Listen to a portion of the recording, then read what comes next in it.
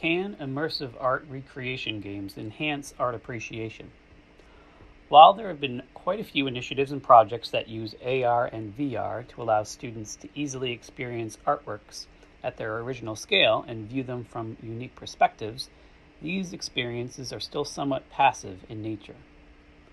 What this research aims to explore is whether or not asking students to recreate a given artwork in an immersive game-like context would enhance their appreciation of that piece.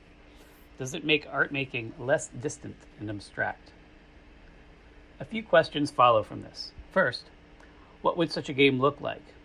How might you make an art making experience immersive and competitive yet approachable? Important, since art making can be considerably intimidating to many non-artists.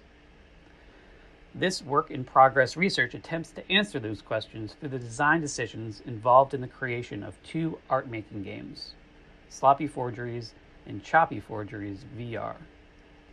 Both of these games borrow a teaching and learning exercise commonly found in studio art classes and one that artists have employed throughout history, the master study. In a master study, an apprentice or art student attempts to recreate a work of art, which requires a level of engagement, close observation, and consideration that would be challenging to achieve through any other means. The first game, Choppy Forgeries, is a fast-paced, two-player, local multiplayer painting game. Each player is given a mouse, a blank canvas, and a few simple paint tools. Each round, an abstracted famous painting from art history is revealed.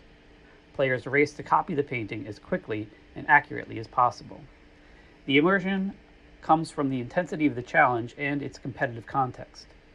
Furiously attempting to copy a famous work of art in a matter of seconds is an obviously impossible exercise, which helps make the experience less intimidating for those without much drawing experience.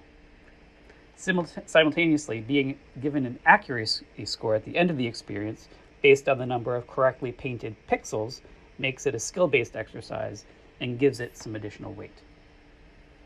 Choppy Forgeries VR employs a similar setup, albeit a single-player experience about copying voxelized versions of famous sculptures in virtual reality.